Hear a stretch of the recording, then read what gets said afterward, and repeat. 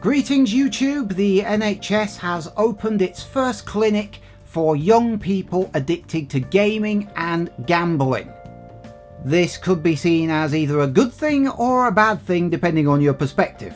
One of the psychiatrists at this new NHS treatment centre, Dr. Henrietta Bowden-Jones, says no link between gaming related activities, quote, that may be toxic for young people and gambling has yet been established. She says it's a big controversial conversation. Basically, very little research has been done into this area. A lot of people seem to think that gambling and gaming are two entirely different things, even though there are many examples of games actually having gambling in them, even though they're not technically gambling. It was a couple of years ago that the UK Gambling Commission decided that loot boxes were not actually gambling.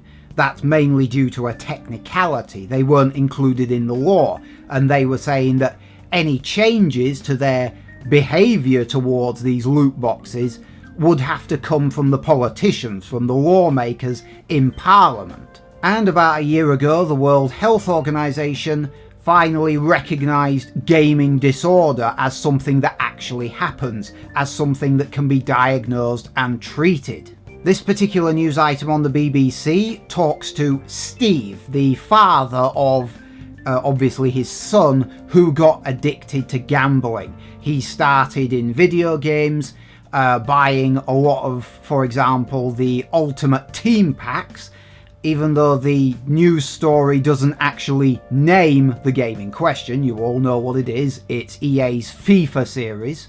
The father, Steve, says that one night his son apparently lost his entire weekly wage in a matter of minutes. They did pay off the debt initially, but then later on they discovered that the son had been taking other people's money and gambling with it and losing huge amounts of money. It wasn't just through gaming. Apparently online roulette was a big factor for this as well. One of the big problems with all this, of course, is that often the parents will buy a console for the kid, and in some cases, in at least one case and many others I'm sure, will feed in their credit card details, and then the kids can simply pay for things as they choose. They can do pretty much whatever they like, and the bank of mum and dad is none the wiser until the monthly bill comes in, of course. And make no mistake, gambling is everywhere in these kind of games these days.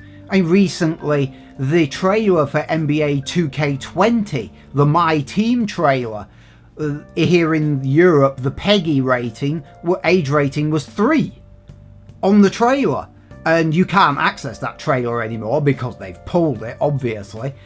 But apparently that was a perfectly acceptable age rating for a game that involves, nay, promotes gambling. The trailer itself had a fruit machine style look to it. It wasn't actually the gambling element it was displaying, but it was the subtle subtext. You're marketing this to age 3 and above, and you've got a fruit machine on screen, and you're saying that there's no gambling here. Why do I think that's utter shit? There are places you can go to get help for this kind of thing, for gambling addictions, but they're mostly independent groups. This is going to be the first time the NHS has actually opened up a centre specifically for gaming and gambling, for that unique pairing. And of course the parents need to take some responsibility for their actions as well. And some people have made the argument that, if you're going to ban loot boxes, then you better ban those little packs of cards that they sell in the supermarkets, because they're basically the same thing. Well, the big difference there is that if a 12, 13-year-old kid picks up one of those card packs in the supermarket, they still have to ask their parents to open the wallet. The parents have the wallet.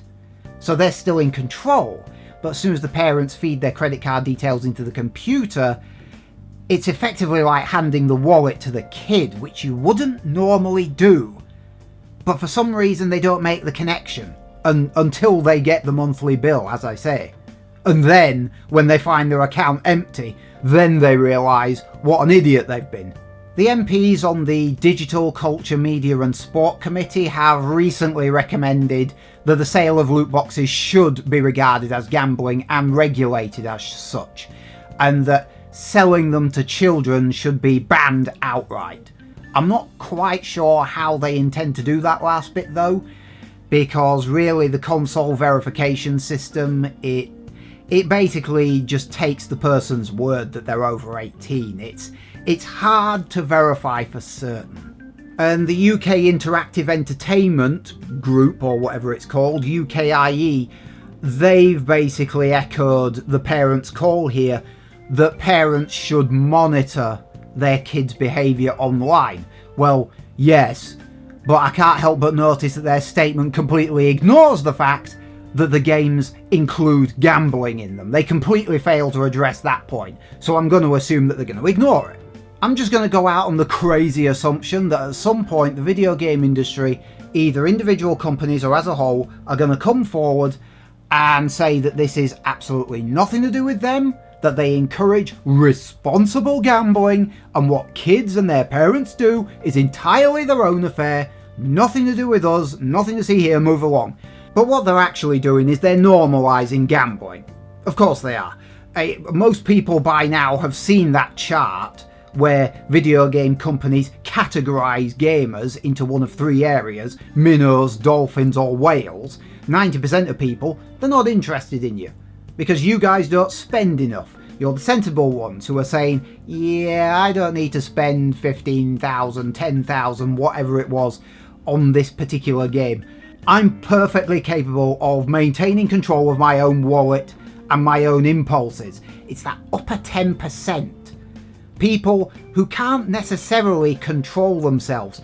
For example, gambling addicts. People who get addicted to this kind of thing. They're the ones that these companies target. And they do target them, absolutely. As I've said before, I'm not a fan of government intervention because the government usually has to get a handle on the situation, figure out what it needs to do, and then it usually ends up doing the wrong thing anyway. But I'm totally in favour of the government coming in with some sort of regulation on this. The industry's self-regulating, it isn't working. The gambling systems are out of control.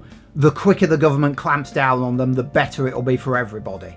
As I said when I started, I'm kind of ambivalent over this. It's a good thing that this NHS treatment centre is opening, but it's a bad thing. It's a good thing because it means treatment will be available to more people. It's a bad thing because this gambling/gaming thing is big enough to be officially recognised. That's how big a problem it's got. That the NHS has actually opened a treatment centre to actually deal with the problem.